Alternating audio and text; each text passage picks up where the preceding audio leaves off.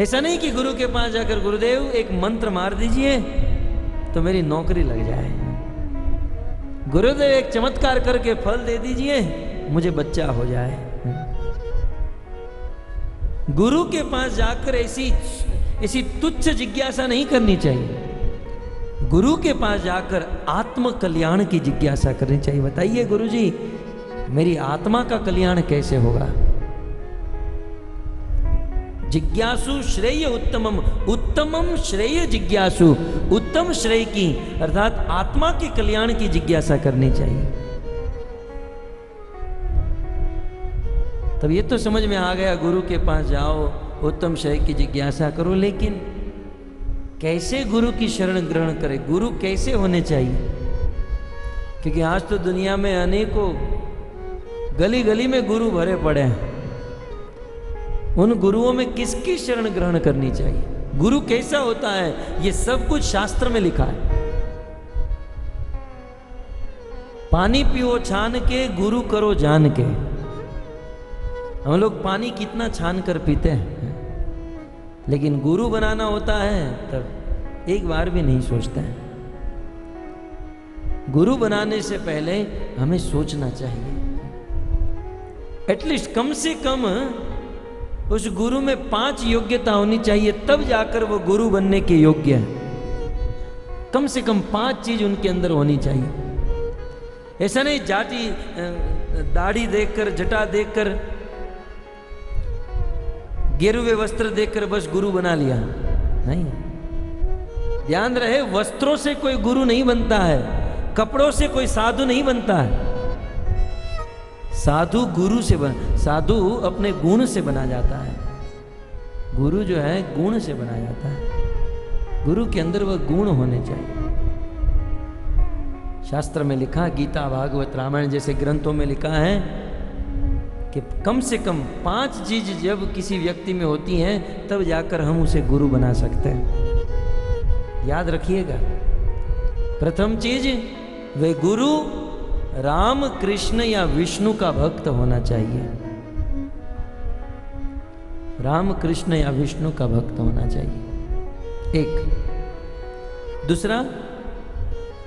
दूसरा वह गुरु अपने आप को भगवान नहीं मानना चाहिए। दुनिया में बहुत सारे ऐसे गुरु हैं जो अपने आप को भगवान मानते हैं। तो कुछ लोग कहते हैं नहीं, गुरु ब्रह्मा गुरु विष्णु गुरुदेव महेश्वरा, गुरु साक्षात परब्रह्म तस्मै श्री गुरुवे नमः। ये बात सत्य है, ये शास्त्र का ही श्लोक है, लेकिन इसका भावार्थ क्या है, इसका वास्तविक अर्थ क्या है? गुरु ब्रह्मा, इसका अर्थ ये नहीं कि गुरु ब्रह्मा बन गए, गुरु महेश, गुरु शिव जी बन गए।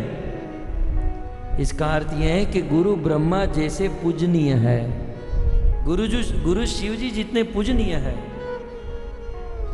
गुरु विष्णु जैसे पूजनीय है। गुरु यदि महेश बन गए, शिव बन गए, तो शिव जी का कार्य है प्रलय करना, पूरे ब्रह्मांड का प्रलय करते हैं। ब्रह्मांड की बात दूर रही, गुरु जी ने दुनिया के एक आदमी का भी प्रलय कर दिया, पता चले वो कितना बड़ा गुरु है, सीधा जेल में बंद हो जाएगा।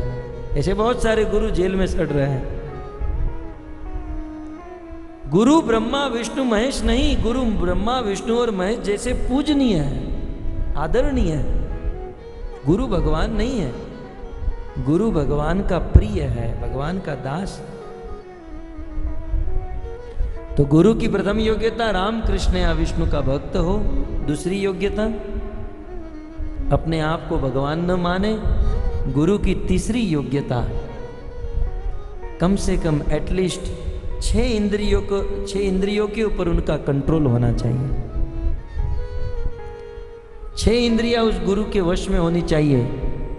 वाचो वेगम मनस क्रोध वेगम जिह्वाद वेगम उदरोपस्थ वेगम एतान वेगान यो विषहेत धीर सर्वापमीपाम पृथ्वीम सशिष्यात्। जो गुरु है उनकी वाणी अपने कंट्रोल में होनी चाहिए, उनका मन अपने कंट्रोल में होना चाहिए, उनका क्रोध कंट्रोल में होना चाहिए, जिह्वा अपने वश में होनी चाहिए, उदर वश में होना चाहिए और उपस्थ उनके वश में होना चाहिए। इस 6 इंद्रियों के ऊपर जिनका वश है वही गुरु बनने के योग्य है। 3 योग्यता हुई ना। गुरु की चौथी योग्यता है वे जो बोलते हैं उसका आचरण स्वयं अपने जीवन में होना चाहिए, तब जाकर दूसरों को उपदेश दें। ये गीता, भागवत, रामायण जैसे शास्त्रों को अपने जीवन में चरितार्थ करे, स्वयं आचरण करे और फिर उपदेश दे। नहीं तो दुनिया में बहुत सारे ऐसे गुरु हैं, जब बोलना होता है तो लगता है वेदव्यास जी का दूसरा अवतार ही आ गया है, लेकिन आचरण करने की बात जब आती है तो आचरण के नाम पर शून्य। हमारे भारतवर्ष में कहावत है, चक्की के ऊपर कुछ और बात, चौकी के ऊपर कुछ और बात। ऐसे ही एक गुरु थे और जब प्रवचन करते थे तो गंगा की धारा के समान उनके शब्द निकलते थे। पूरा गांव उनके प्रवचन में आकर बैठ जाता था। लेकिन एक प्रॉब्लम थी, उस गुरुजी की पत्नी उस प्रवचन में नहीं आती थी। एक दिन गांव की स्त्रियां गुरुजी के घर पर गई और गुरुजी की पत्नी को कहने लगी, माताजी आपके पतिदेव अर्थात हमारे गुरुजी इतना सुंदर प्रवचन करते हैं, पूरा गांव उनके प्रवचन में आता है, आप क्यों नहीं आती हो? गुरुजी की पत्नी ने कहा, मुझे कोई प्रॉब्लम नहीं है, ऐसी कोई बात नहीं है, लेकिन जब हमारे पतिदेव प्रवचन करने जाते हैं तब उनके लिए मुझे भोजन बनाना होता है। तो कहा कि एक दिन जल्दी भोजन बना लो, लेकिन आप प्रवचन में आओ तो हमारा भी उत्साह बढ़ेगा। ठीक है, कल मैं जल्दी भोजन पका लूंगी और प्रवचन में आऊंगी। दूसरे दिन जल्दी जल्दी भोजन बना लिया और गुरुजी की पत्नी भी प्रवचन में गई। और इस दिन गुरुजी ने बहुत सुंदर प्रवचन किया, भगवत गीता के ऊपर शुरू किया। ऊर्ध्वम गच्छन्ति सत्त्वस्था मध्ये तिष्ठन्ति राजसा जगन्न गुण वृत्तिस्था अधो गच्छन्ति तामसा। इस संसार में व्यक्ति सत्वगुण में रहकर कार्य करता है तो मृत्यु के बाद स्वर्गीय लोकों में जाता है। रजोगुण में रहकर कार्य करता है तो इसी संसार में 84 के चक्र में फंस जाता है। और तमोगुण में रहकर कार्य करता है तो मरने के बाद वह नरक में जाता है। इसलिए हमें सत्वगुणी कार्य करने चाहिए, तमोगुणी कार्य को त्याग देना चाहिए। और सत्वगुणी कार्य करने के लिए सत्वगुणी आहार खाना चाहिए। आहार शुद्ध सत्व शुद्धि द्रिवा स्मृति स्मृति लंबे सर्वग्रंथि नाम विप्र मोक्ष। यदि हमारा आहार शुद्ध है तो हमारा मन शुद्ध होगा, मन शुद्ध होगा तो बुद्धि शुद्ध होगी, बुद्धि शुद्ध होगी तो कार्य शुद्ध होंगे, और यदि कार्य शुद्ध होगा तो हमारा जीवन शुद्ध हो जाएगा, हमारी गति शुद्ध हो जाएगी। इसलिए हमें सत्वगुणी आहार करना चाहिए, तमोगुणी आहार नहीं करना चाहिए। और सत्वगुणी आहार करते हुए हमें प्याज और लहसुन को नहीं खाना चाहिए। सब लोग ने ताली बजाई, सब लोग खुश हो गए, वाह गुरुजी। सबने ताली बजाई, लेकिन गुरुजी की पत्नी खड़ी हो गई और खड़े होकर वहां से चली गई। पूरा प्रवचन समाप्त होने के बाद गुरुजी अपने घर पर गए। प्रतिदिन की बात थी, एज यूजुअल गुरुजी की पत्नी ने भोजन परोसा, गुरुजी ने भोजन खाना शुरू किया। जैसे ही पहला निवाला मुख में डाला, गुरुजी ने भोजन को बाहर निकाल दिया। बोले, भाग्यवान देवी, ये तुमको क्या हो गया? कल तक तो भोजन बहुत अच्छा बन रहा था, आज ये तुम्हारे हाथों में क्या हो गया? आज ऐसा फीका फीका भोजन क्यों बनाया? तब गुरुजी की पत्नी दोनों हाथ जोड़कर कहने लगी, पतिदेव आप मुझे क्षमा कीजिएगा, मैंने आज तक आपको परेशान किया, आज तक मैंने आपका अपराध किया। आज जब मैं आपके प्रवचन में आई तब मुझे पता चला कि हमको प्याज और लहसुन नहीं खाना चाहिए। मैं प्रतिदिन आपको प्याज लहसुन वाला भोजन खिलाती थी, मैंने इन हाथों से कितने पाप किए हैं, पतिदेव मुझे क्षमा कर दीजिएगा। और आज जब मैंने सुना आपके प्रवचन में तो मैं तुरंत घर पर आई, प्याज लहसुन वाला भोजन फेंक दिया, प्याज लहसुन भी फेंक दिए और बिना प्याज लहसुन वाला भोजन बनाया, विदाउट ऑनियन गार्लिक। तब जानते हो गुरुजी ने क्या कहा? गुरुजी ने कहा, पगली, ये उपदेश तो गांव वालों के लिए था, मेरे लिए तो डबल तड़का मार के बनाना। ऐसे गुरु से दीक्षा लेकर या ऐसे गुरु से ज्ञान लेकर कभी भी साधक का उद्धार नहीं हो सकता है। गुरु ऐसे होने चाहिए जो स्वयं आचरण करे और अपने आचरण से जगत को उपदेश दे। आचरण से। एक बार एक महिला एक मंदिर में गई और मंदिर में एक संत थे, गुरुजी थे। कहने लगी आप मेरे बेटे को जरा समझाइए ना, डॉक्टर ने कहा है कि चॉकलेट खाएगा तो उसके दांत सड़ जाएंगे। मैं कई दिनों से मना रही हूं लेकिन मेरा बेटा मेरी बात मान ही नहीं रहा है। गुरुजी अब आप कुछ कीजिए। गुरुजी ने कहा एक काम करो, अगले संडे को लेकर आना। वो स्त्री चली गई, 3-4 दिन के बाद आई।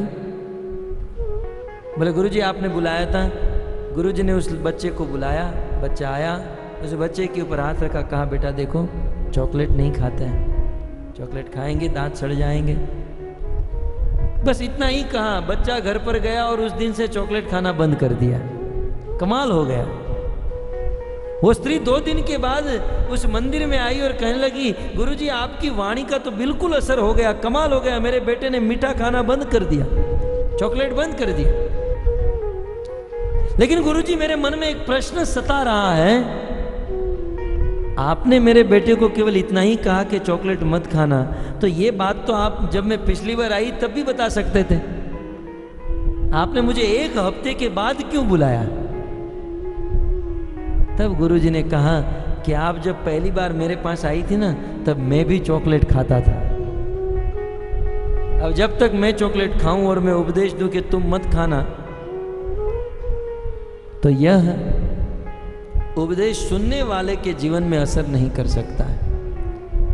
उपदेश वही असर करता है जो स्वयं आचरण करके बोलते हैं या बताते हैं। इसलिए गुरु ऐसे होने चाहिए जो स्वयं आचरण करें और फिर उपदेश प्रदान करें। और गुरु की 5वीं योग्यता, भगवान के द्वारा निर्मित 4 संप्रदाय के अंतर्गत गुरु शिष्य परंपरा में दीक्षित होने चाहिए। पद्म पुराण में वर्णन है, भगवान ने कलयुग में ज्ञान प्रदान करने के लिए 4 संप्रदाय बनाए, ब्रह्म संप्रदाय, रुद्र संप्रदाय, श्री संप्रदाय और कुमार संप्रदाय। कुमार संप्रदाय के वाइस चांसलर हुए कलयुग में निम्बाकाचार्य। निम्बाकाचार्य की परंपरा में यदि कोई दीक्षित है उनको गुरु बना सकते हैं। श्री संप्रदाय में कलयुग के वाइस चांसलर हुए रामानुजाचार्य। उस परंपरा में आप गुरु बना सकते हैं, ज्ञान ग्रहण कर सकते हैं, भगवान की प्राप्ति हो सकती है। रुद्र संप्रदाय के वाइस चांसलर हुए विष्णु स्वामी। इस गुरु शिष्य की शुद्ध परंपरा में ज्ञान ग्रहण कर सकते हैं। और ब्रह्म संप्रदाय में, ब्रह्म संप्रदाय के वाइस चांसलर हुए मध्वाचार्य, जिनका जन्म उडुपी में हुआ, आप सब जानते हैं, आपसे निकट। ब्रह्म संप्रदाय के वाइस चांसलर हुए। और वास्तव में वर्तमान समय में मध्वाचार्य के द्वारा इस संप्रदाय जो आगे बढ़ा, यही पूर्ण रूप से फल फूल रहा है। और यह इस्कॉन संस्था उसी मध्वाचार्य ब्रह्म मध्व गौड़ीय संप्रदाय की यह धारा है। यह इस्कॉन बिल्कुल परंपरा से ज्ञान प्रदान किया जाता है। तो इस प्रकार गुरु उन्हीं को बनाना चाहिए जो परंपरा में हो। रास्ते में एरे गहरे भटकते हुए किसी को भी गुरु बनाकर आप सोचोगे कि मेरे जीवन का कल्याण हो जाएगा, ये कभी हो नहीं सकता है। तो इस प्रकार गुरु की शरण ग्रहण करें। जब तक गुरु की शरण ग्रहण नहीं करेंगे, हमारी भौतिक और आध्यात्मिक उन्नति नहीं हो पाएगी। यही हुआ, ब्रह्मा जी ने कहा इंद्र, यदि तुम्हें स्वर्ग चाहिए तो गुरु बनाना होगा। किसे? कहते हैं त्वष्टा के पुत्र विश्वरूप को अपना गुरु बनाओ। ब्रह्मा जी के कहने पर देवराज इंद्र ने अपने भाई त्वष्टा के पुत्र विश्वरूप को गुरु बना लिया। उस समय विश्वरूप ने देवराज इंद्र को नारायण कवच का उपदेश दिया। भागवत में वह नारायण कवच का वर्णन है। ये कवच के समान है। आज भी यदि कोई व्यक्ति प्रतिदिन सुबह इस नारायण कवच का पाठ करता है तो उनके शरीर के आजू बाजू में कवच का निर्माण हो जाता है। उसे कोई गिरा नहीं सकता है, कोई मार नहीं सकता है। देवराज इंद्र को नारायण कवच प्रदान किया और इससे देवराज इंद्र की शक्ति सामर्थ्य बढ़ी और देवराज इंद्र की और अधिक शक्ति बढ़ाने के लिए विश्वरूप यज्ञ करने लगा। वर्णन है विश्वरूप के 3 मस्तक थे, 3 मस्तक वाला यह विश्वरूप इंद्र के गुरु। एक दिन देवराज इंद्र ने देखा कि यह विश्वरूप अपने 2 मस्तक से देवताओं को आहुति दे रहे हैं, देवताओं का बल बढ़ा रहे हैं, लेकिन 1 मस्तक से असुरों का बल बढ़ा रहे हैं। अब विश्वरूप त्वष्टा देवता के पुत्र होते हुए भी असुरों को हेल्प क्यों कर रहे थे? क्योंकि विश्वरूप की माता जो थी वो असुर कुल से थी। पिता देवताओं के कुल से थे और माता असुर कुल से थी। और आज बालक का प्रेम अपने मामाओं से तो होता ही है। तो अपने मामा के प्रति थोड़ा सा लगाव था, थोड़ा प्रेम था, इसलिए 2 मुख से देवताओं की शक्ति बढ़ा रहे थे और विश्वरूप 1 मुख से असुरों की शक्ति बढ़ा रहे थे। एक दिन इंद्र वहां पर आए। इंद्र ने देखा कि ये विश्वरूप तो गड़बड़ कर रहे हैं, 2 मस्तक से हमारी शक्ति बढ़ा रहे हैं लेकिन 1 मस्तक से असुरों की शक्ति बढ़ा रहे हैं। इंद्र को अच्छा नहीं लगा। तुरंत इंद्र को क्रोध आया, म्यान से तलवार को खींचकर उस विश्वरूप के 3 मस्तक को काट डाला। विश्वरूप के 3 मस्तक को उतार दिया। गुरुजी कहते हैं कि इंद्र क्रोध में आकर यह कार्य किया। यदि मस्तक ही काटना था तो उस 1 मस्तक को काटता जिस मस्तक से असुरों को आहुति दे रहा था। लेकिन क्रोधात भवति सम्मोह सम्मोहत स्मृति विभ्रम स्मृति भ्रंशात बुद्धिनाशो बुद्धिनाशात प्रणश्यति। जब आदमी को क्रोध आता है ना, उसकी विवेक शक्ति नष्ट हो जाती है, स्मृति शक्ति नष्ट हो जाती है, व्यक्ति कुछ सोच समझ नहीं पाता है। बताइए, एक तो अपने गुरु बृहस्पति का अपराध कर चुका था, उसका अपराध किया और इसका तो मस्तक ही काट दिया। उस विश्वरूप के पिता त्वष्टा ने बहुत बड़ा यज्ञ किया, यज्ञ में आहुति देने लगे और भक्तों यज्ञ में आहुति देते हुए थोड़ी सी गड़बड़ होने के कारण उस यज्ञ से एक बहुत बड़ा असुर प्रकट हुआ। कहते हैं इतना बड़ा असुर था जिसका मस्तक आकाश को छू रहा था और उस असुर ने पूरे आकाश को ही आवृत कर लिया, इसलिए उस असुर का नाम हुआ वित्रासुर। बिल्कुल आवृत कर लिया वित्रासुर। और एक असुर वित्रासुर इंद्र को ललकारने लगा, इंद्र मेरे साथ युद्ध करो। इंद्र अपनी पूरी सेना को लेकर उस वित्रासुर के साथ युद्ध करने के लिए रणभूमि में आया। और उस समय इंद्र ऐरावत के ऊपर सवार थे। ऐरावत के ऊपर बैठकर इंद्र ने अपने हाथ में गदा ली और गदा को पूर्ण तरीके से घुमाकर वित्रासुर के ऊपर छोड़ दी। वित्रासुर ने उस गदा को जैसे कोई आदमी मच्छर को पकड़ता है वैसे उस गदा को पकड़ लिया और उस गदा को पकड़कर वित्रासुर ने वह गदा इंद्र के ऐरावत के मस्तक के ऊपर छोड़ दी। ऐरावत के मस्तक में वह गदा लगते ही मूर्छित होकर वह हाथी गिर गया। लेकिन इंद्र ने सोचा कि यदि यह गदा मेरे मस्तक पर मारी होती तो मैं मर जाता। इंद्र की उंगली में अमृत का स्त्रव होता है। ऐरावत को अमृत का पान कराया, मूर्छित अवस्था से बाहर निकाला और इंद्र कैसे भी करके वहां से भाग गया। पुनः इंद्र सारे देवताओं को लेकर ब्रह्मा जी के पास गए। ब्रह्मा जी, पाही माम आप हमारी रक्षा कीजिए, क्या हुआ? वह वित्रासुर हम सबको मारने पर तुला है। ब्रह्मा जी ने फिर से डांटा, बोले तुम अपराध बंद नहीं करोगे। एक बार गुरु बृहस्पति का अपराध किया और त्वष्टा के पुत्र के विश्वरूप का तो गला ही काट दिया। छोटा मोटा अपराध किया होता तो मैं बचा लेता, लेकिन तुमने बहुत बड़ा अपराध किया है और इतना बड़ा असुर प्रकट हो चुका है वित्रासुर। अब मैं तुम्हारी रक्षा नहीं कर सकता हूं, तुम्हारी रक्षा तो भगवान विष्णु ही कर सकते हैं।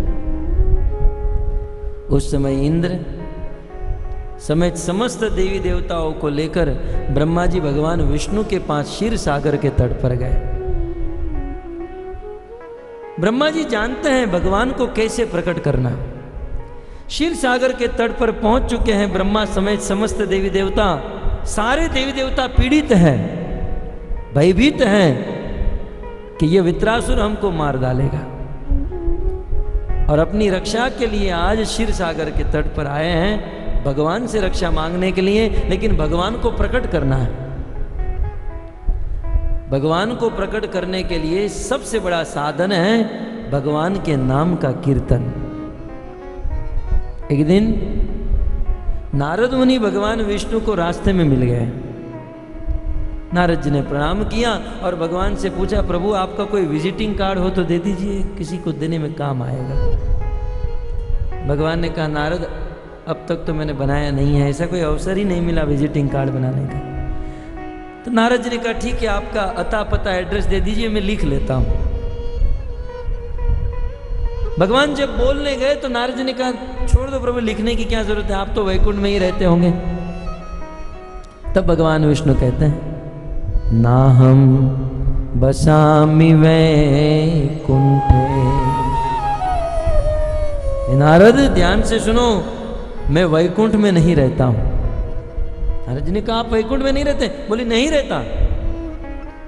तब नारद जी कहते, तब तो आप योगियों के हृदय में रहते होंगे, क्योंकि बेचारे रोज सुबह जल्दी उठकर गार्डन में जाकर कपालभाति, भस्त्रिका, अनुलोम विलोम बहुत मेहनत करते हैं, सिर नीचे पांव ऊपर।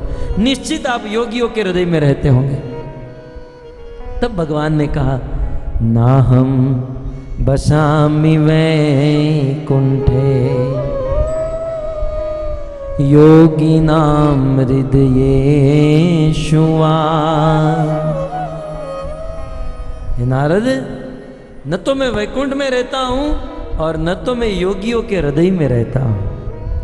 तब तो नारद जी ने कागज और कलम लिखाना, बोले अब तो लिखना ही पड़ेगा, बताइए प्रभु तब कहाँ रहता है?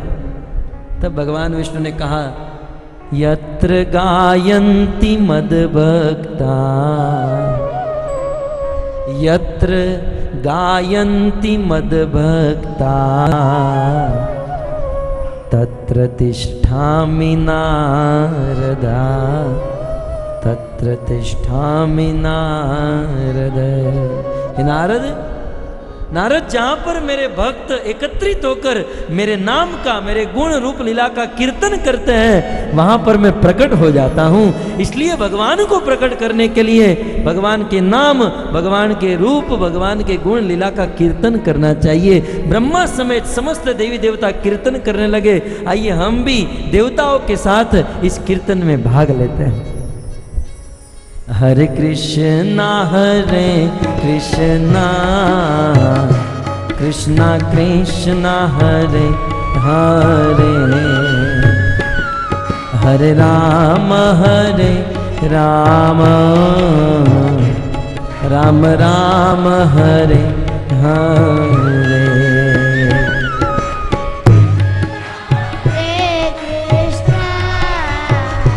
कृष्णा कृष्णा हरे हरे, हरे राम हरे। जय हो।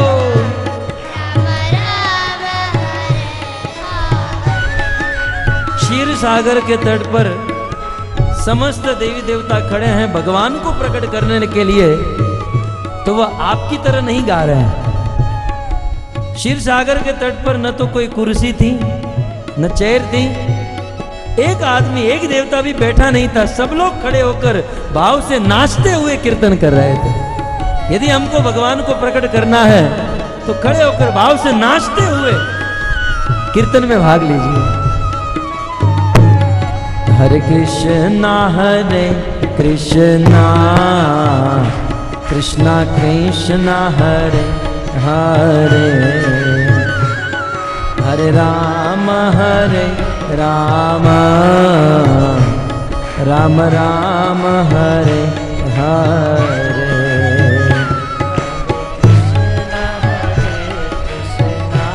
जय हो।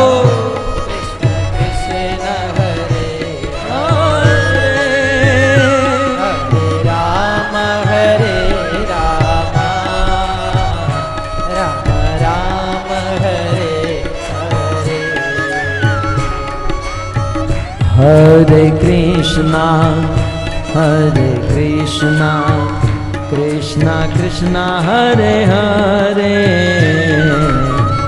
हरे राम राम राम हरे हरे।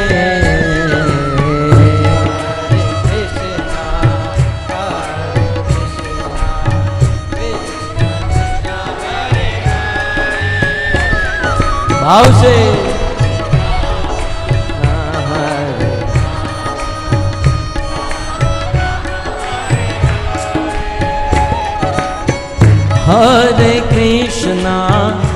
हरे कृष्णा कृष्णा कृष्णा हरे हरे, हरे राम राम राम हरे हरे। जय हो। भगवान का नाम लेते ही बारिश आई, भाव से नाचते हुए हरे राम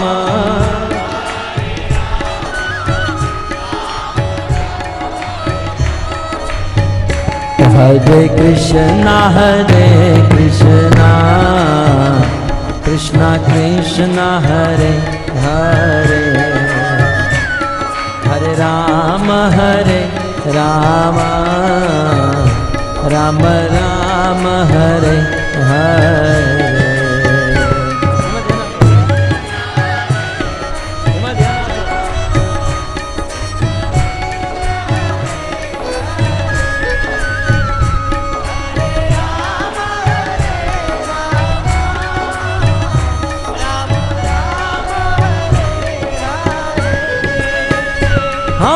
हरे कृष्णा कृष्णा कृष्णा हरे हरे, हरे राम राम राम हरे हरे। जय हो।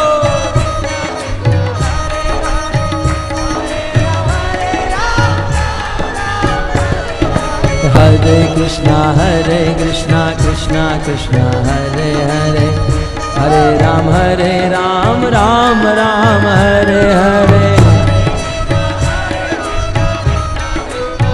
राधे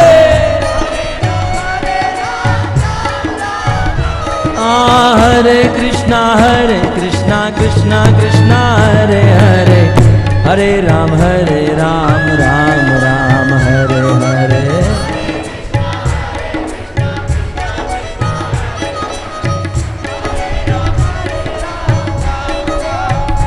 बोलो हरे कृष्णा कृष्णा कृष्णा हरे हरे, हरे राम राम राम हरे हरे।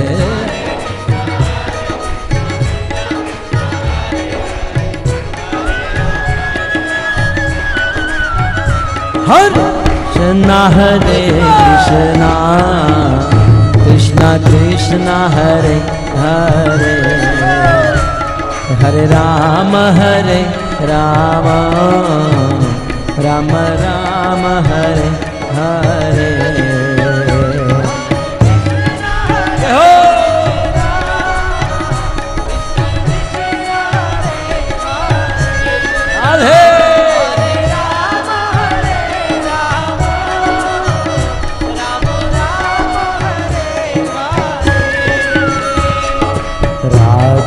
ढूंढ रही किसने मेरा श्याम देखा,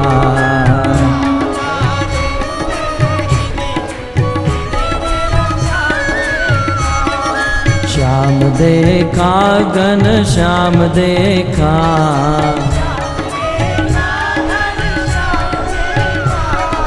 श्याम देखा घन श्याम देखा,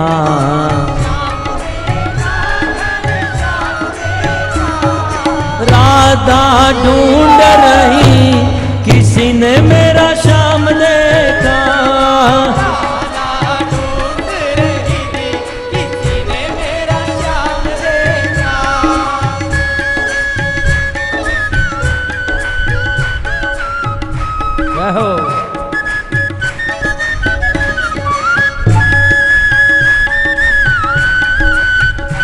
राधे।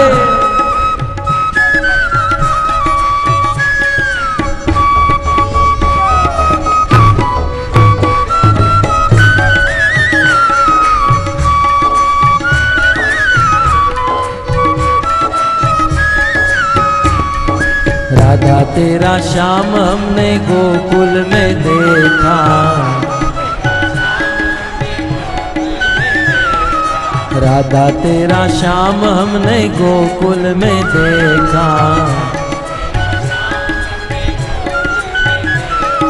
माखन चुराते हुए ओ राधा तेरा श्याम देखा।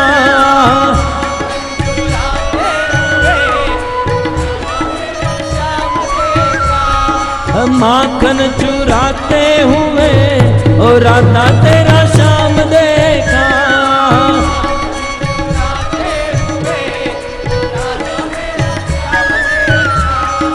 राधा ढूंढ रही किसी ने मेरा श्याम देखा।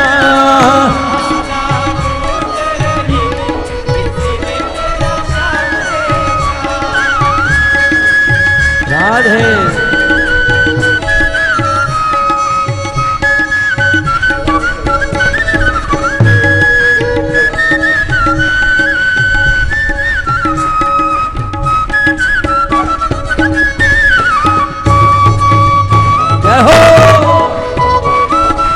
भाव से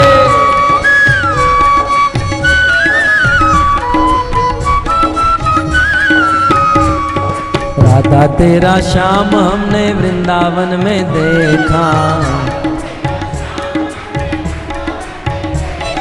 राधा तेरा श्याम हमने वृंदावन में देखा। रास रचाते हुए ओ राधा तेरा श्याम देखा।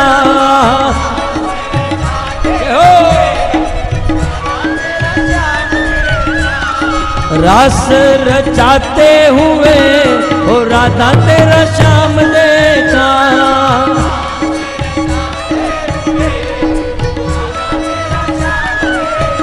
हाँ राधा ढूंढ रही किसी ने मेरा श्याम देखा।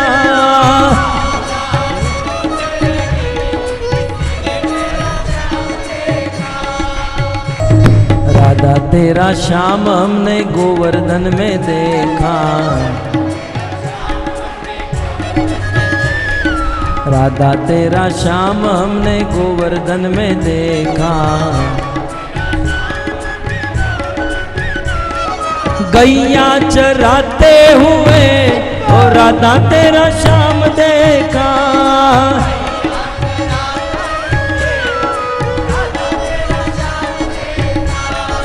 गैया चराते हुए और राधा तेरा श्याम देखा।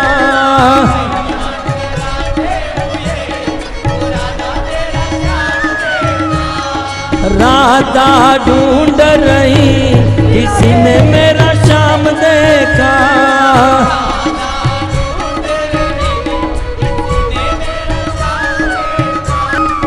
राधा तेरा श्याम हमने बरसाने में देखा। राधा तेरा श्याम हमने बरसाने में देखा। माखन चुराते हुए ओ राधा तेरा श्याम देखा।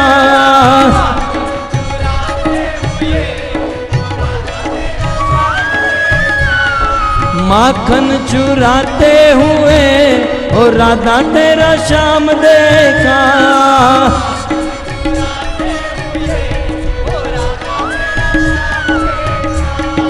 राधा ढूंढ रही किसी ने मेरा श्याम देखा।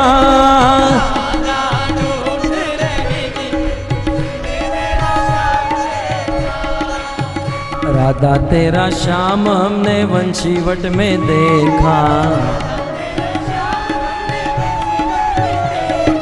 राधा तेरा श्याम हमने वंशीवट में देखा। बंसी बजाते हुए ओ राधा तेरा श्याम देखा,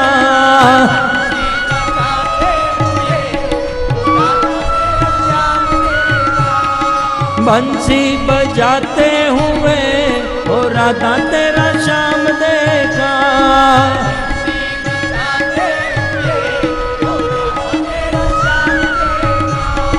राधा ढूंढ रही किसी ने मेरा श्याम देखा,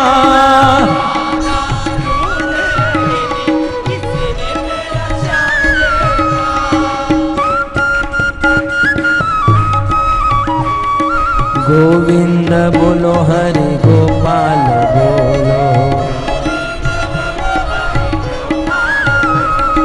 गोविंद बोलो हरि गोपाल बोलो, गोविंद बोलो हरि गोपाल बोलो, गोविंद बोलो हरि गोपाल बोलो, गोविंद बोलो गोपाल बोलो, गोविंद बोलो गोपाल बोलो, हाँ राधा रमण हरि गोविंद बोलो, राधा रमण हरि गोविंद बोलो, हरे कृष्णा कृष्णा कृष्णा हरे हरे, हरे राम राम राम हरे हरे।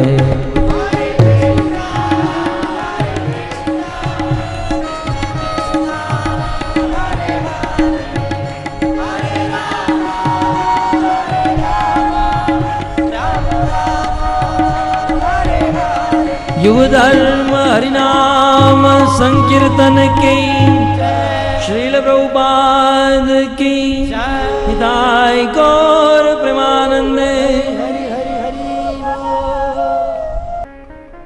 तो इस प्रकार क्षीर सागर के तट पर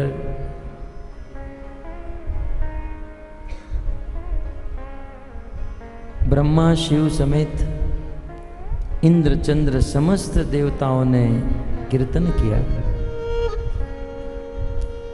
और इस दिव्य कीर्तन को सुनकर भगवान प्रकट हो गए। भगवान ने कहा, इंद्र तुम अक्सर गलती करते हो और इस प्रकार बारंबार गलती करना ठीक नहीं है, परंतु गलती करने के बाद उस गलती का स्वीकार करते हो, मेरा नाम लेते हो,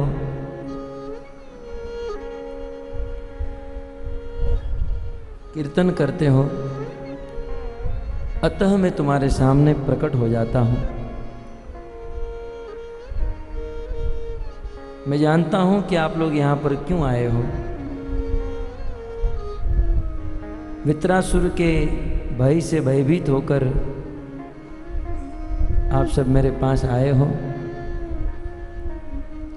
इंद्र, यदि वित्रासुर को मारना है तो मेरे पास उपाय है। इंद्र ने कहा, जल्दी बताओ प्रभु। इंद्र,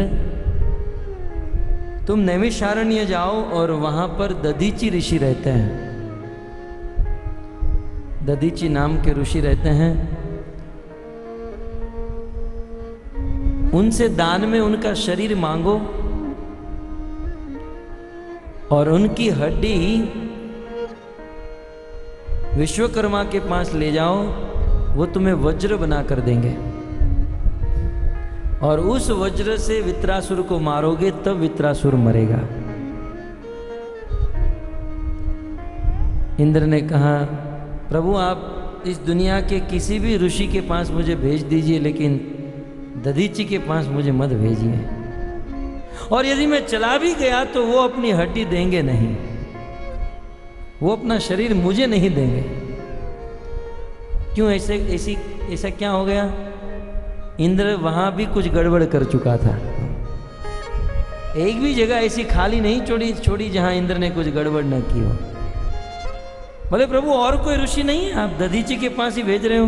बोले नहीं, दधीची मेरे भक्त हैं, और भक्ति करने से शरीर में कितनी शक्ति आ जाती है, दधीची ऋषि इसके प्रमाण हैं। बोले प्रभु वो मुझे देंगे नहीं, क्योंकि पूर्व में ऐसी घटना घट चुकी थी। इंद्र दधीची को भी धमका चुका था। ऐसी घटना है, दधीची ऋषि अश्वशिरा विद्या जानते थे, तो उनके पास स्वर्ग के अश्विनी कुमार आए और कहा कि मुनिवर हमें अश्वशिरा विद्या सिखाइए। दधीची ऋषि ने कहा कि आप थोड़ी तपस्या कर लीजिए, थोड़ी योग्यता बना लीजिए, तब मैं तुम्हें यह विद्या दूंगा। दोनों चले गए। कुछ दिन के बाद देवराज इंद्र उनके आश्रम में पधारे। दधीची ऋषि ने स्वागत किया और स्वागत करते हुए कह दिया, इंद्र तुम्हें जो चाहिए वो मांग लो, आज मैं प्रसन्न हूं। इंद्र ने कहा एक काम करो मुनिवर, आप वो अश्वशिरा विद्या जानते हो ना, आप मुझे बता दो। दधीची ऋषि ने सोचा कि ये पात्र ठीक नहीं है, मेरे द्वारा दी गई विद्या का मिस यूज करेगा, ये गलत इस्तेमाल करेगा। बोले देखो मैं ये तुम्हें नहीं दे सकता हूं। इंद्र ने 2-3 बार कहा कि मुझे अश्वशिरा विद्या दो। दधीची ऋषि ने कहा देखो मैं तो आपको नहीं दे सकता हूं। जब ना कहा तो इंद्र ने म्यान से तलवार निकाली, दधीची के गले पर रखी। मैं नहीं तो और कोई नहीं, ठीक है आप मुझे यह विद्या नहीं देना चाहते हो, कोई बात नहीं, लेकिन मेरे बाद मेरे अलावा अन्य को भी यह विद्या तुम किसी को मत देना। और यदि यह विद्या किसी को दी तो ये तलवार जानते हो ना, आज तो मैं नहीं चला रहा हूं, लेकिन यदि ये विद्या किसी को दी तो ये तलवार चला दूंगा और धड़ से मस्तक अलग कर दूंगा। इतनी बड़ी धमकी देकर गया था इंद्र। केवल धमकी नहीं, आगे ऐसी घटना है कि इंद्र के जाने के बाद अश्विनी कुमार तपस्या करके योग्यता प्राप्त करके वे वापस दधीची ऋषि के पास आए और कहने लगे गुरुदेव आपने वादा किया था, आप हमें अश्वशिरा विद्या दीजिए। बोले देखो आप लोग मुझे फंसाओ मत, वो इंद्र धमकी देकर गया है कि विद्या दूंगा तो मेरा गला काट देगा और मुझे शहीद होना पड़ेगा, मैं कोई विद्या नहीं देने वाला हूं। गुरुजी आपने वादा किया था। बोले वादा तो किया था लेकिन मेरे प्राण संकट में। अश्विनी कुमारों ने कहा गुरुजी आप चिंता मत कीजिए, आखिर इंद्र करेगा क्या? आप हमें विद्या दोगे तो इंद्र आपके मस्तक को ही काटेगा ना।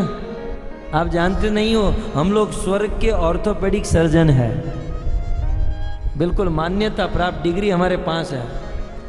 दुनिया के सर्जन क्या सर्जन कर सकते हैं, हम लोग एक्चुअली वास्तव में सर्जन हैं। प्रॉब्लम यही है ना कि इंद्र आपके गले को काट देगा, आप चिंता मत करो। इंद्र आपके गले को काटे उसके पहले हम लोग ही आपके गले को काट देते हैं और आपके गले के ऊपर घोड़े का मस्तक लगा देते हैं और फिर आप हमको विद्या सुना दो। आप हमें विद्या सुनाओगे तब तक इंद्र आएगा और आपके गले को काटेगा, तो वो घोड़े का मस्तक कट जाएगा, इंद्र चला जाएगा, हम आपका ओरिजिनल मस्तक वापस जोड़ देंगे क्योंकि हम ऑर्थोपेडिक सर्जन हैं। इस प्रकार से अश्विनी कुमारों ने दधीची ऋषि को कन्विंस कर लिया। कभी कभी गुरुजी भी फजीहत में फंस जाते हैं बेचारे। बोले ठीक है तो काटो। दधीची ऋषि बैठ गया। अश्विनी कुमारों ने दधीची ऋषि के मस्तक को काट लिया और कहीं फ्रीजर में रख दिया होगा और घोड़े का मस्तक लगा दिया। घोड़े के मुख से सारी विद्या सुनाई गई और इसलिए इस विद्या का नाम हुआ अश्वशिरा विद्या। अश्व माने घोड़ा, शिरा माने मुख, घोड़े के मुख से निकली हुई विद्या। तो यह विद्या इन्होंने ग्रहण की। इंद्र को पता चला, तुरंत क्रोध में दौड़ते हुए आया और तलवार निकालकर मस्तक काट दिया और घोड़े का मस्तक उड़कर गिर गया। इंद्र चला गया, फ्रीजर में जो ओरिजिनल मस्तक रखा था उसे निकालकर अश्विनी कुमारों ने गुरु जी का मस्तक ज्वाइंट कर दिया और जो नॉर्मल कंडीशन में हो गए जैसे पहले थे। अब इस प्रकार से इंद्र एक बार धमकी दे चुका था और एक बार मस्तक काट चुका था। भगवान कहते हैं कि उस ऋषि के पास जाओ, उस दधीचि के पास जाओ और कहो कि तुम्हारी हड्डी हमको दे दो, तुम मर जाओ हड्डी दे दो, हम उससे अस्त्र बनाएंगे और वित्रासुर को मारेंगे। प्रभु वो कभी अपनी हड्डी मुझे नहीं देंगे क्योंकि मैं ऑलरेडी गड़बड़ कर चुका हूं। भगवान ने कहा तुम दधीचि ऋषि को नहीं जानते हो, वो मेरे भक्त है और तुम भक्त के स्वभाव को क्या जानो, एक बार जाकर देखो तो सही। भगवान के कहने पर इंद्र को तो मन में विश्वास नहीं था, लेकिन भगवान ने कहा तो इसकी बात को इनकार भी नहीं कर सकते हैं। इंद्र कुछ बड़े बड़े देवताओं को साथ में लेकर दधीचि ऋषि के आश्रम में गए। दधीचि ऋषि ने बहुत सुंदर स्वागत किया। देखिए दुश्मन का स्वागत इतना अच्छी तरीके से करे कि वे भी दोस्त बन जाए। स्वागत किया और दधीचि ऋषि ने कहा कि आप आज इस समय हमारे घर पर आए, आने का कोई विशेष कारण? कहते हैं कारण तो है, कारण यही है कि एक बहुत बड़ा असुर प्रकट हो चुका है स्वर्ग में, वित्रासुर, और वे हमको परेशान कर रहा है और हमें उनको मारना है। तो भगवान ने कहा दधीचि ऋषि के पास जाना, वो तुम्हें अपनी हड्डी देंगे। तो दधीचि ऋषि जी आप मर जाइए, आप मर जाओगे ना तो हम आपकी हड्डी निकाल लेंगे और उससे शस्त्र बनाएंगे, बस यही आपसे मांगने के लिए आए। दधीचि ऋषि ने कहा पागल हो गए हो, इस दुनिया में कोई अपना शरीर दे देता है? 2-5 रुपये देगा, 2-5 करोड़ रुपए डोनेशन में देगा, गाड़ी बंगला डोनेशन में देगा, अपना शरीर कोई देता है डोनेशन में? तुम लोग मेरे शरीर को मांगने के लिए आए हो। इस संसार में जीव को अपना शरीर कितना प्रिय होता है जानते हो? सब कुछ त्यागने को तैयार हो जाता है लेकिन शरीर को नहीं त्याग सकता है, शरीर से प्रेम करता है। दधीचि ऋषि ने तो पहले प्रवचन किया, लेकिन प्रवचन के अंत में कहा फिर भी यद्यपि ये शरीर सभी जीवों को प्रिय है, लेकिन फिर भी क्योंकि आप हमारे पास आए हो, हमारे घर पर आए हो और मेरा यह शरीर आपके कुछ काम में लग रहा हो तो मैं मेरा शरीर दूंगा। बहुत सुंदर बताया कि यह शरीर नश्वर है, इस नश्वर शरीर नष्ट हो जाने से पहले यदि किसी के काम में आ जाए तो इससे बड़ा लाभ और क्या हो सकता है। दधीचि ऋषि ने बहुत सुंदर बताया भक्तों कि यह शरीर नश्वर है और इस नश्वर शरीर से ऐसे कार्य करें कि हम भगवान की प्राप्ति कर जाए। इस शरीर को दूसरों की सेवा में लगाए, परमार्थ में लगाए, इससे बड़ा इस शरीर का और कोई लाभ नहीं है। अपने लिए तो दुनिया के सब लोग जीते हैं, कुत्ते बिल्ली भी अपने लिए जीते हैं, लेकिन एक बार यह शरीर दूसरों के लिए जिला कर दिखाओ। जब दूसरों के लिए जिएंगे ना तब भगवान हमको पसंद करेंगे, भगवान हमसे प्रेम करेंगे। और जो दूसरों के लिए जीता है, जिसका जीवन दूसरों के लिए होता है, शास्त्र उसे संत कहते हैं। संत का जीवन अपने लिए नहीं दूसरों के लिए होता है। दधीचि ऋषि ने कहा कि मेरा शरीर मरने से पहले यदि आपके काम में आ जाए तो मेरा सबसे बड़ा सौभाग्य है। उसी समय दधीचि ऋषि ध्यान में बैठे और योग से आत्मा को मस्तिष्क से बाहर निकाले, शरीर गिर गया।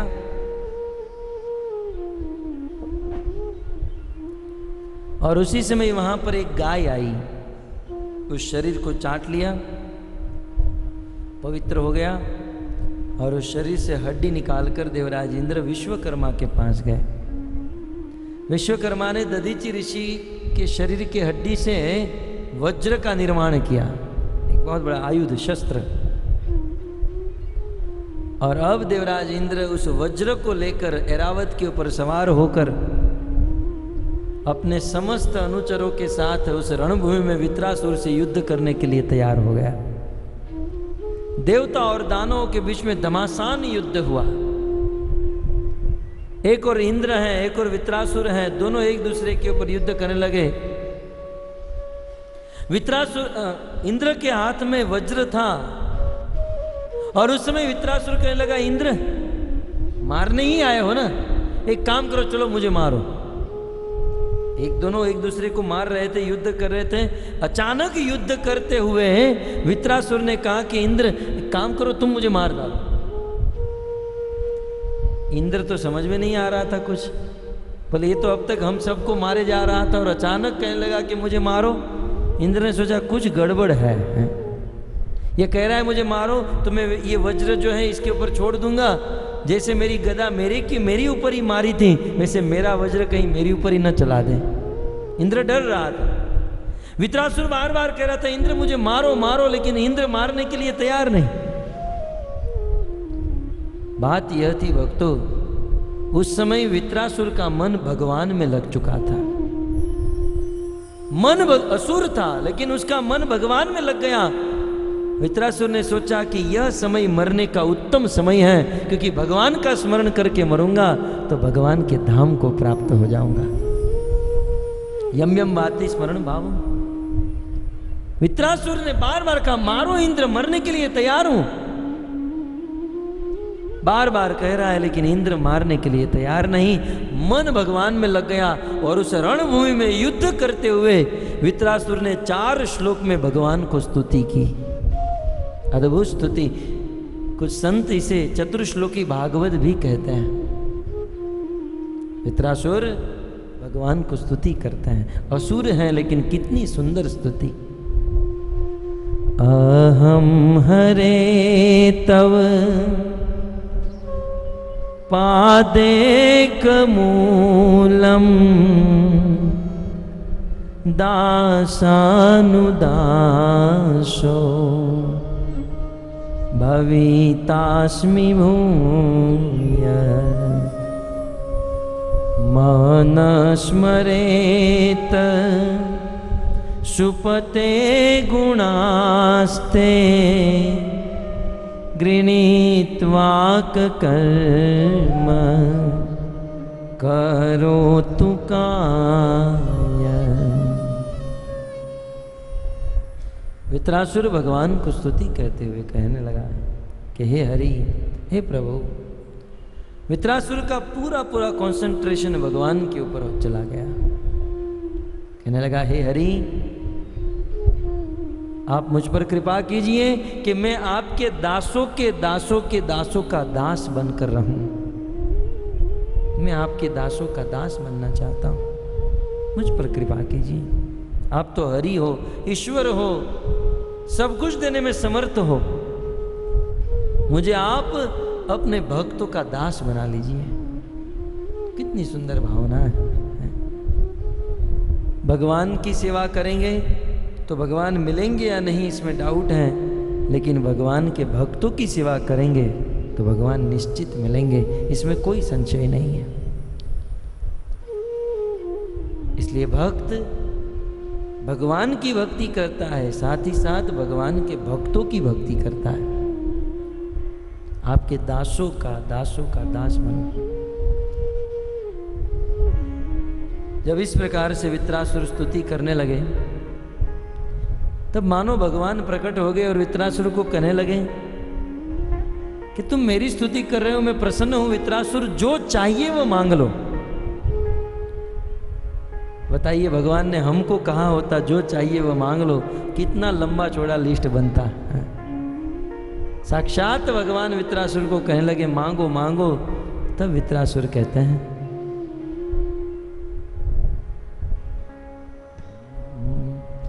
न नाकपृष्ठं न च पारमेष्ठं न सार्वभौमं न रसाधिपत्ये न योगसिद्धि अपुनर्भवं वा समंजसत्वा विरह्य कांक्षे।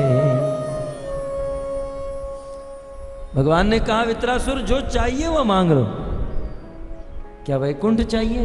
बोले नहीं प्रभु। क्या ब्रह्मलोक चाहिए? नहीं प्रभु, मुझे ब्रह्मलोक का राजा भी नहीं बनना है। प्रभु मुझे स्वर्ग का राजा भी नहीं बनना, मुझे इस पृथ्वी लोक का भी राजा नहीं बनना है। सत्य कहूं तो प्रभु मुझे आपसे कुछ नहीं चाहिए। शुद्ध भक्तों का यह भाव होता है।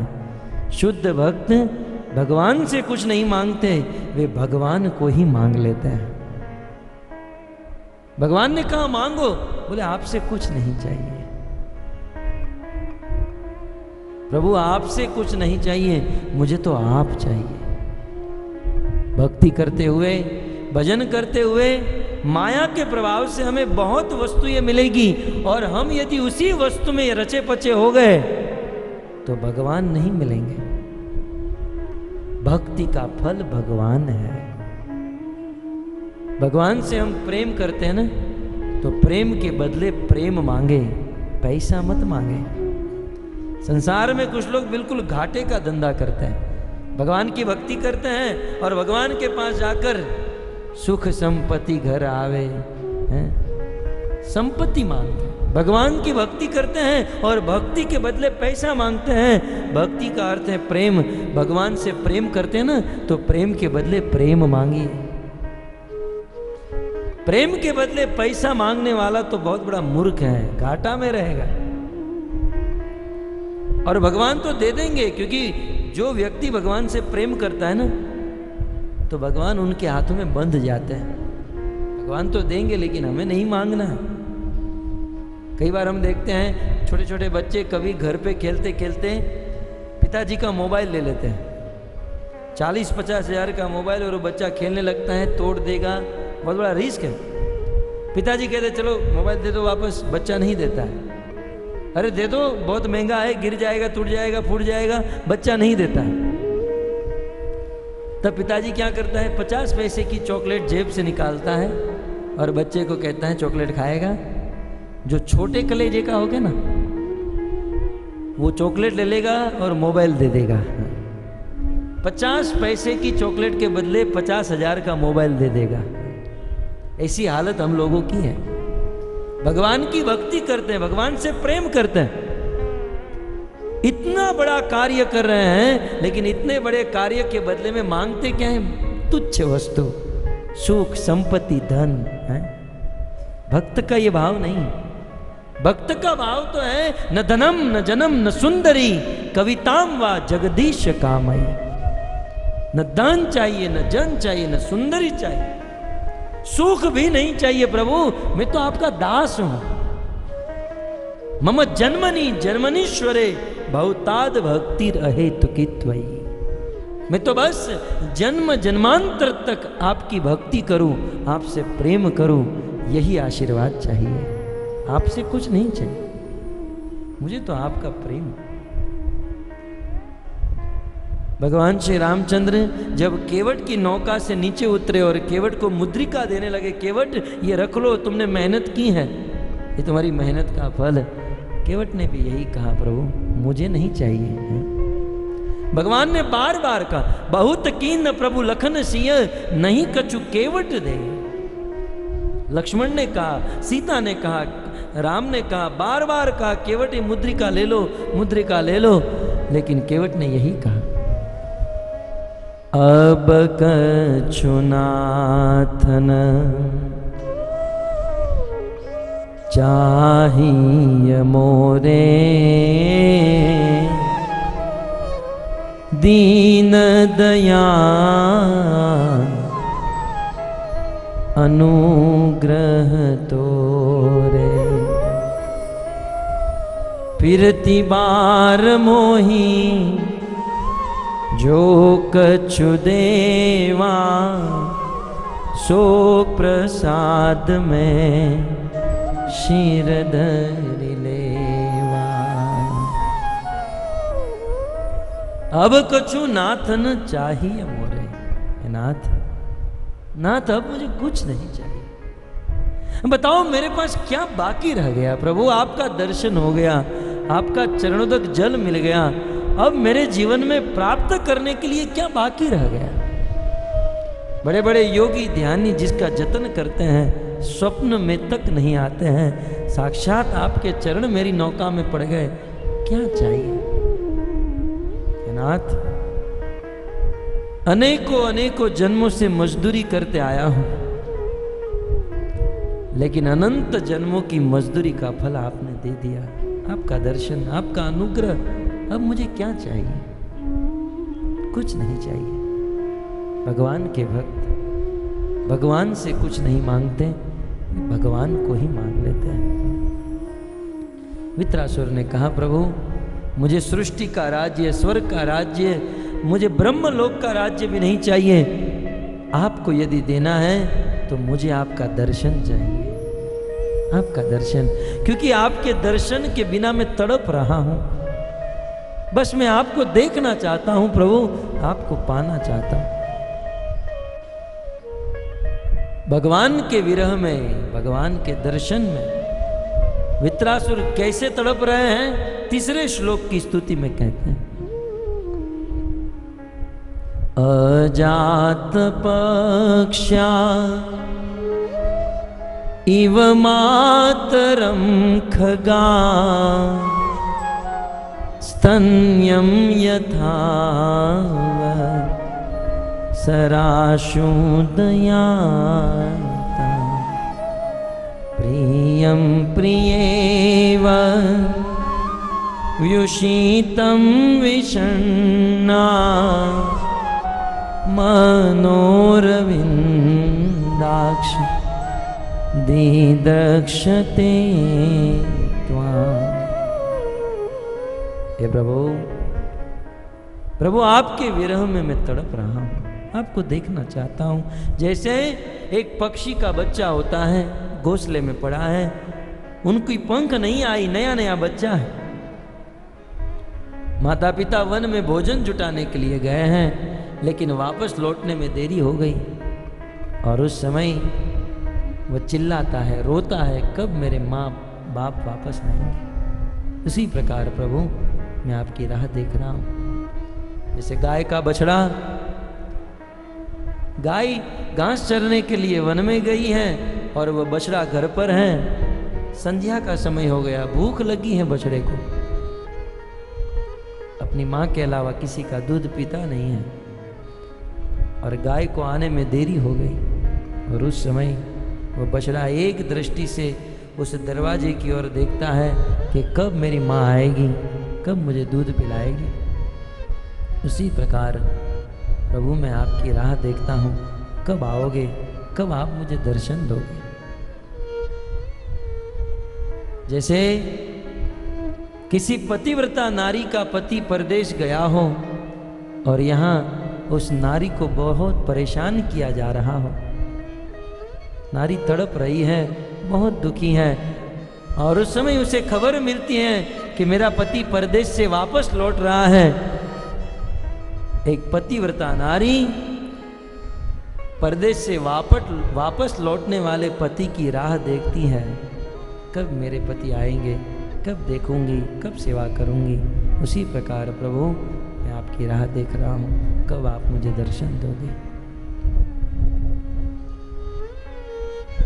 वित्रासुर 3 श्लोक में स्तुति करने के पश्चात स्वयं अपने से अंतिम श्लोक में कहते हैं, प्रभु मैं तो बहुत बड़ा अपराध कर चुका, मैं तो आपको कहने लगा कि आप मुझे दर्शन दीजिए। प्रभु आप असुरों को दर्शन कहाँ देते हैं, आप तो बड़े बड़े देवताओं को और भक्तों को दर्शन देते हैं, और मैं तो जन्म से ही असुर। प्रभु मुझे आपका दर्शन कैसे हो सकता है, असुर योनि का हूँ, आसुरी कार्य करता हूँ। आपका दर्शन तो दुर्लभ है प्रभु, बस आप इतना आशीर्वाद दे दीजिए कि आपके भक्तों का दर्शन होता रहे, क्योंकि मैं जानता हूँ कि आप अपने भक्तों के हृदय में रहते हो। भक्तों का दर्शन करूँगा, मुझे आपका दर्शन मिल जाएगा, मुझे आप अपने भक्तों का दास बना लीजिए। 4 श्लोक में वित्रासुर भगवान को बहुत सुंदर स्तुति किया, और स्तुति करने के बाद इंद्र से कहता है, इंद्र मारो मुझे, इंद्र मैं मरने के लिए तैयार हूं। और तुम भी कान खोल के सुन लो, इंद्र तुम क्या जानते हो, तुम क्या सोच रहे हो, मुझे मारकर तुम जीत जाओगे? इंद्र तुम मुझे मारोगे और मैं मर भी जाऊंगा, लेकिन कान खोलकर सुनो, मैं मर कर भी जीत जाऊंगा और तुम जी कर भी हार जाओगे। क्योंकि मुझे मारकर तुम्हें क्या मिलेगा? मुझे मारकर तुम्हें स्वर्ग मिलेगा, और स्वर्ग तेतम भूतवा स्वर्ग लोकम विशालम क्षणे पुण्य मृत्यु लोकम विशंति, वो भी बहुत कम समय के लिए, जिसे एक ना एक दिन छोड़ना पड़ेगा।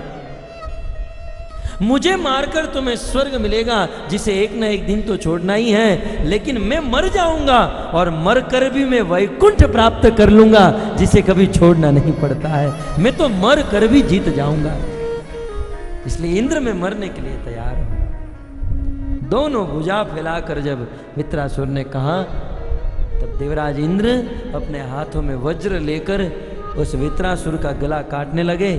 1 साल लगा उस गले को काटने में। विचार कीजिए वह असुर कितना बड़ा होगा।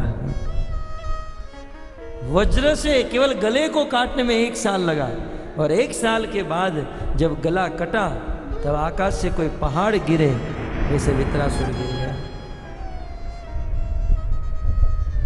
वित्रासुर की मृत्यु हुई। भक्तों, ऐसा भागवत में वर्णन है कि इंद्र ने वित्रासुर को मार डाला। उसके पहले उनके गुरु विश्वरूप को मारा। जब इस प्रकार से विश्वरूप को मारा, साक्षात गुरु को मारा, तो ब्रह्म हत्या उनके पीछे दौड़ी।